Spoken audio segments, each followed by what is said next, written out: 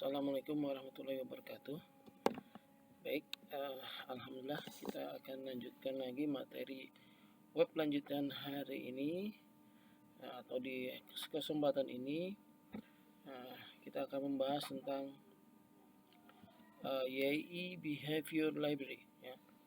Seperti kita ketahui sebelumnya kita sudah belajar bagaimana menggunakan pustaka program atau library YAI user.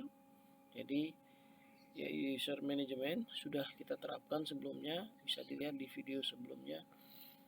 Kemudian dan juga bagaimana mengoptimalkan atau menggunakan active record.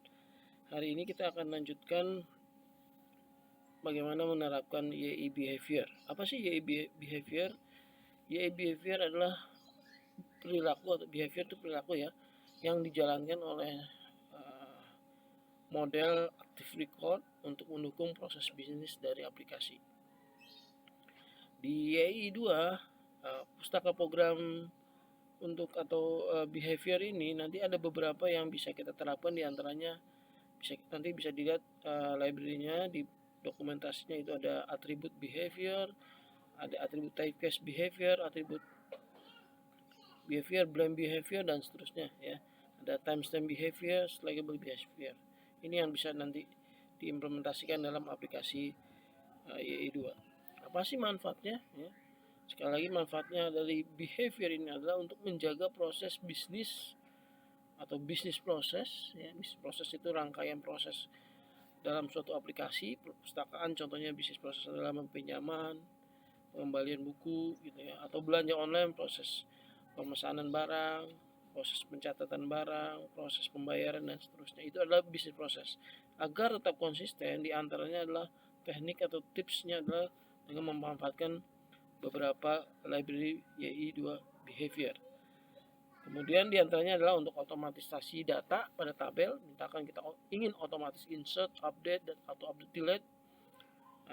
Contohnya digunakan nanti pakai atribut atau typecast atau selagable behavior ya. Di selagable behavior itu agak spesifik, contohnya dalam posting data, sehingga bagaimana nanti ada field slug ya, yang digunakan untuk otomatisasi data berupa informasi dari artikel yang dipost gitu ya. Berikutnya adalah otomatisasi log history data ya. Ini juga penting, sangat penting diterapkan pada aplikasi web itu ya, sehingga nanti bisa tercatat siapa yang membuat data atau mengubah data ya, dan juga dapat diketahui kapan dan dia mengupdate data atau menghapus data dengan adanya atau diterapkannya timestamp behavior. Kalau tadi yang create dan update data, siapa yang membuat data, siapa yang menghapus data atau mengubah data, namanya adalah blameable behavior. Nah, jadi dengan adanya rangkaian behavior ini diharapkan dapat menjaga integritas data juga sebenarnya ya. Di antaranya contohnya diimplementasinya dengan transaction, yaitu pada optimistic log behavior, sehingga nanti bisa di log salah satu transaction. Nah, ini bisa dimanfaatkan pustaka program ini. Kemudian ada caching data, bagaimana biar mempercepat performa aplikasi di caching wicket. Oke, pada kesempatan ini nanti kita akan coba praktekkan bagaimana menerapkan blameable behavior dan timestamp behavior ya. Tadi saya sudah jelaskan dengan diterapkannya blameable dan timestamp behavior, sehingga data bisa terrecord siapa yang membuat ya, siapa yang mengubah, dan kapan, dan di insert atau dibuat datanya, dan kapan dia diubah datanya. Itu nanti diwakili oleh 4 field di sini. Contohnya di sini di ilustrasi ini ada tabel pegawai, maka kita harus menambahkan atribut create by, updated by, created at, dan updated at. Nah, nanti ini diubah datanya. Atau baiknya sih sebelum Anda mendesain database ya, atau ketika sudah jadi ERD-nya, maka 4 field ini selalu harus ada dalam semua tabel yang Anda buat. Created by, siapa yang akan membuat datanya nanti, update by, siapa yang mengupdate, tipe datanya integer, kemudian ada created at dan updated at ya.